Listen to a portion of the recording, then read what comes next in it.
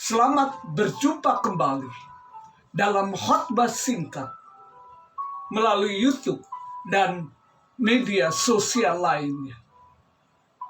Minggu kedua dalam tahun 2022 berisikan 3 khotbah singkat.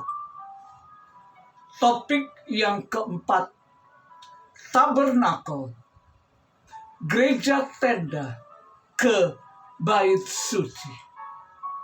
Topik kelima, bait Allah, dikaitkan dengan kematian Tuhan Yesus dan akhir zaman.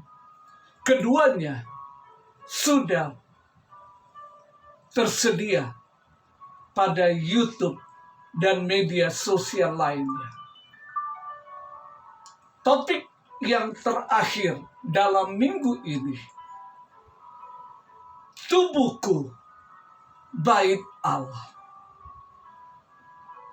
Kita buka dan baca Alkitab di dalam 1 Korintus pasal 3 ayat 16 dan 17. 1 Korintus pasal 3 ayat 16 dan 17. Tidak tahukah kamu bahwa kamu adalah bait Allah dan bahwa Roh Allah diam di dalam kamu? Jika ada orang yang membinasakan bait Allah, maka Allah akan membinasakan dia. Sebab bait Allah adalah kudus, dan bait Allah itu ialah kamu.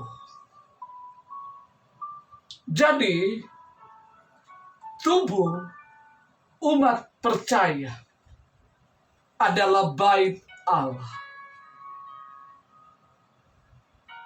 Dan ketahuilah, siapapun yang mencoba untuk membinasakan tubuh kita yang merupakan bait Allah,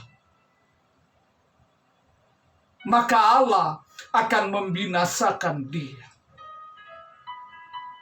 Untuk itu, mulai sekarang laksanakan tugas kita, yaitu tubuh kita.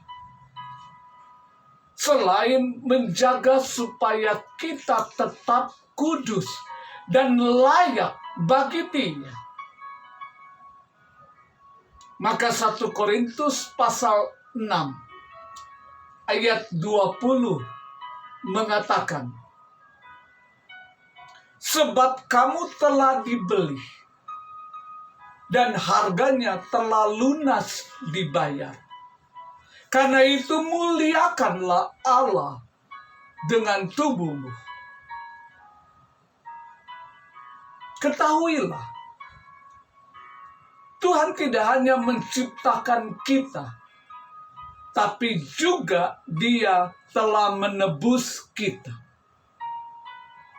Kita bukan hanya milik Tuhan, karena Dia yang membentuk kita dari debu tanah, sehingga kita menjadi miliknya yang paling berharga.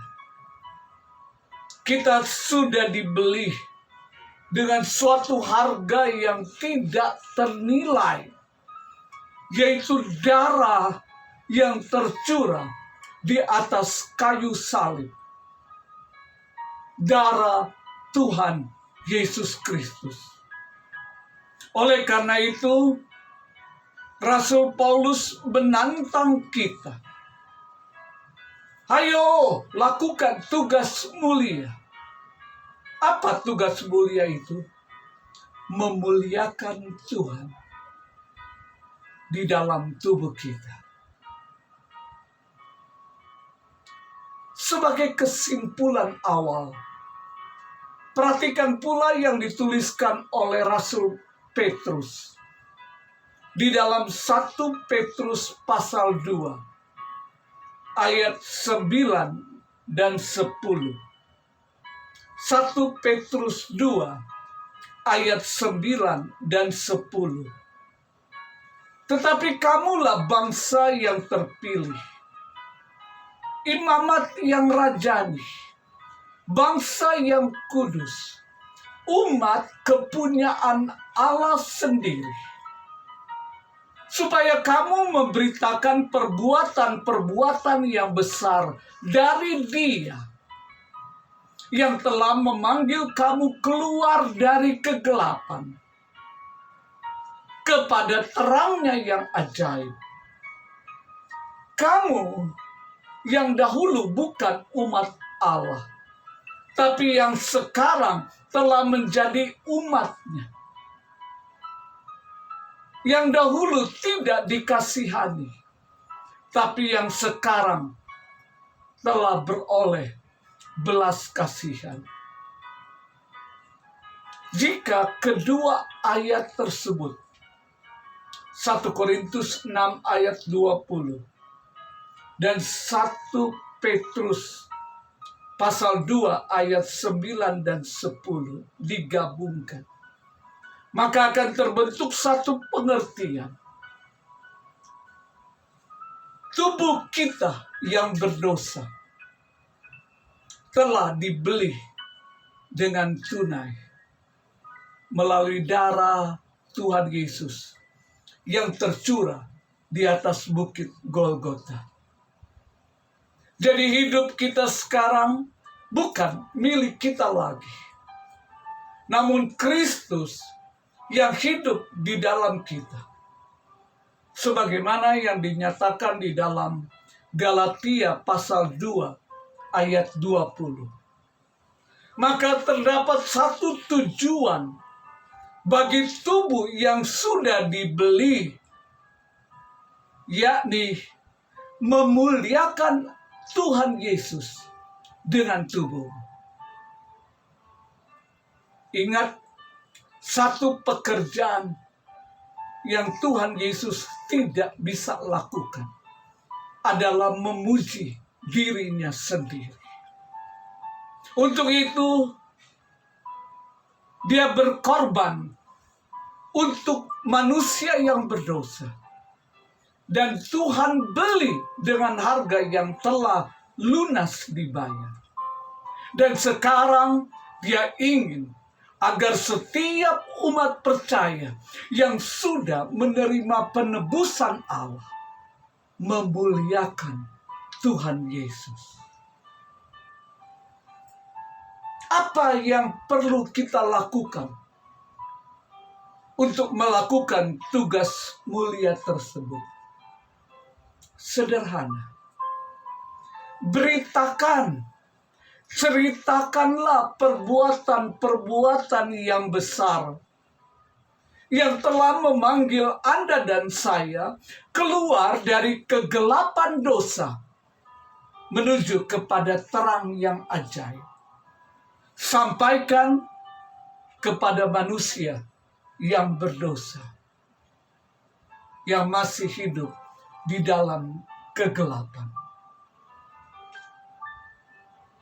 Sekarang, siapapun kita, apakah seorang pelajar atau mahasiswa, karyawan, suami atau istri, dan lain sebagainya, Tuhan punya rencananya bagi kita. Selanjutnya, apakah kamu seorang manusia yang sudah lahir baru? Apakah seorang hamba Tuhan yang sudah masuk dalam pelayanan pekerjaan Tuhan? Ataupun seorang manusia berdosa? Namun jika kamu ingin membuka hati dan menerima Tuhan Yesus sebagai Tuhan dan Juru Selamat pribadi, lakukan, segera ambil tindakan. Tinggalkan kehidupan lamamu. Dan sekarang, terima Tuhan Yesus sebagai Tuhan dan Juru Selamat pribadi. hubungi hamba Tuhan yang engkau kenal, atau hubungi saya. Dan selanjutnya, hidupmu senantiasa beriman kepada Tuhan Yesus. Lakukanlah semuanya dengan hanya satu tujuan: memuliakan nama Tuhan. Biarlah nama Tuhan Yesus saja yang dimuliakan di dalam hidupmu. Terpujilah nama Tuhan Yesus kekal selama-lamanya. Sebagai penutup, kita baca Roma pasal 11 ayat 36. Sebab segala sesuatu adalah dari Dia, dan oleh Dia, dan kepada Dia. Bagi Dialah kemuliaan sampai selama-lamanya.